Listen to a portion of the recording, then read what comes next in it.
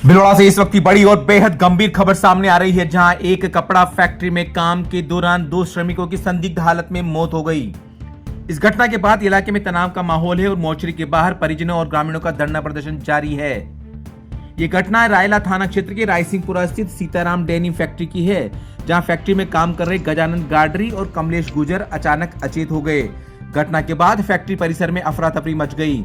दोनों श्रमिकों को तुरंत भिलवाड़ा के महात्मा गांधी अस्पताल ले जाया गया, जहां डॉक्टरों ने उन्हें मृत घोषित कर दिया। दोनों श्रमिकों की मौत के बाद फैक्ट्री परिसर और आसपास के इलाकों में लोगों का गुस्सा फूट पड़ा। स्थिति को नियंत्रण करने के लिए 4 पुलिस थाने गुलाबपुरा, रायला, बनेड़ा और मांडल से भारी पुलिस जाब्ता तैनात किया गया। प्रारंभिक जांच में आशंका जताई जा रही है कि फैक्ट्री के बॉयलर से जहरीली गैस के रिसाव के कारण यह हादसा हुआ। मामले की गंभीरता को देखते हुए मांडल विधायक उदयलाल बड़ाना मोर्चरी पहुंचे और पुलिस और फैक्ट्री प्रबंधन से बातचीत की। हालांकि संतोषजनक जवाब नहीं मिलने पर विधायक स्वयं धरने पर बैठ गए।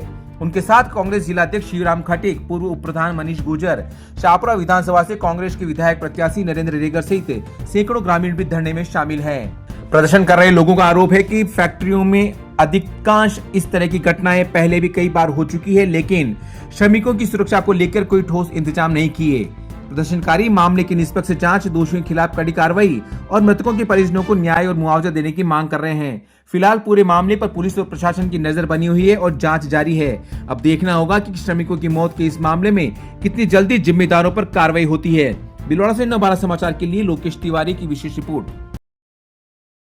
रायसिंहपुरा गांव के नजदीक सीताराम फैक्ट्री में नानुंदिया ग्राम के कमलेश गुजर और जिनरास के गजानन गाडरी जो कि वहाँ कार्यरत थे, सुबह अचानक पता चलता है कि इनकी दोनों की संदिग्ध हालत में इनकी बॉडी मिलती है। इनके आनन फानन में ये फैक्ट्री के लोग पुलिस वालों को बुलाते हैं, यहाँ बॉडी यहाँ ले आते हैं। वहाँ जो जिन्होंने इनकी बॉडी को देखा उनसे प्रतीत होता है कि इनकी किसी ने मारकर या गला दबाकर इनकी हत्या करी है और सुनियोजित तरीके से इनकी बॉडी को, जो नीचे काम करते थे ग्राउंड फ्लोर पे, उनको थर्ड फ्लोर पे इनकी बॉडी मिली है। तो ये प्रतीत होता है कि इनकी हत्या करके सुनियोजित तरीके से इनको ऊपर रखा गया है। और हमारी ये मांग है कि प्रशासन से इनकी निष्पक्ष रूप से मेडिकल जो पोस्टमार्टम होता है वो जांच हो और उसके बाद अगर जो भी हत्या, जैसे अगर प्रतीत होता है कि हत्या हुई है, तो उनकी जो दोषी है उनके खिलाफ कड़ी से कड़ी कार्रवाई हो। और फैक्ट्री के जो प्रबंधक है, मालिक है, उनसे हमारी मांग है कि इनको उचित मुआवजा दिया जाए, क्योंकि दोनों गरीब परिवार से हैं, इनके परिवार में कोई कमाने वाला है नहीं है। तो इसलिए हम प्रशासन से अनुरोध करते हैं कि दोनों भाइयों को न्याय दो। नरेंद्र गुजर। जो सीताराम फैक्ट्री है रायसिंहपुरा के पास में, दाता पायदा के पास में, उसमें एक गुजर समाज का बेटा है, गाडी समाज का, दोनों वहाँ नौकरी करते हैं। उनकी संदिग्ध अवस्था में मौत हो गई है और अभी पुलिस प्रशासन है, उनसे भी हमारी वार्ता हुई। उनका जो फैक्ट्री प्रशासन आया वो भी अंदर बैठा हुआ है, बात हुई है, पर अभी ये स्थिति क्लियर नहीं हो पा रही कि वो बेटे मरे कैसे। हम प्रतिनिधि के रूप में 5-7-10 लोग गए थे, उनके परिवार के भी थे, जनप्रतिनिधि भी थे, हम सब लोग उनसे बात कर रहे हैं कि भाई ये 2 बच्चे मरे कैसे। हमारा काम है, पहला उद्देश्य कि ये दोनों नौकरी कर रहे थे, मृत पाए गए, तो उनका खुलासा किया जाए और जो दोषी उनके खिलाफ कार्रवाई की जाए और दोषियों के ऊपर धारा 302 में मर्डर की धारा में मुकदमा दर्ज किया जाए। न्याय मिले, अगर न्याय नहीं मिलेगा तो जब तक ये सारी जनता यहीं बैठी है और अगर उग्र धरना प्रदर्शन होता है तो उसकी जवाबदारी शासन प्रशासन की भी रहेगी।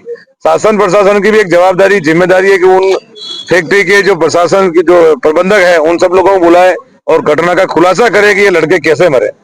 रात को गए, जाके सो गए, सुबह बाप को बुलाया, मरे हुए पाए गए, 3 मिनट झूठ बोले, तोते की तरह पुलिस प्रशासन अपनी कार्रवाई करे, इनको रोटाया भाई भाई ये कैसे मरे।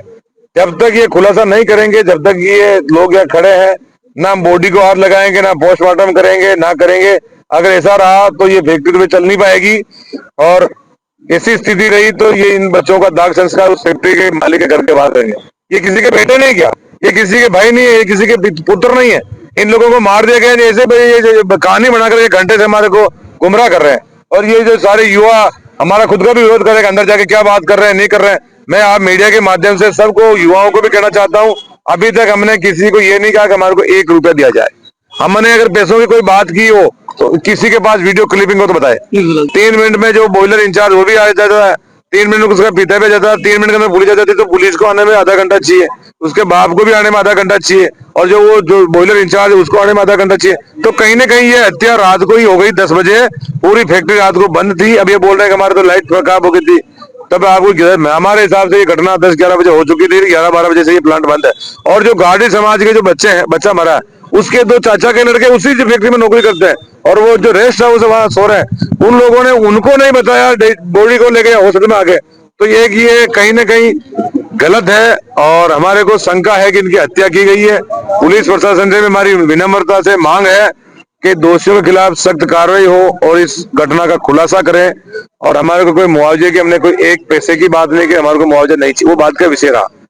मानवीय दृष्टिकोण को देखते हुए अगर कोई करेगा वो बात का विषय, लेकिन हमारे पैसों के लिए कोई अपने बेटे को, अपने भाई को मरवाता है क्या?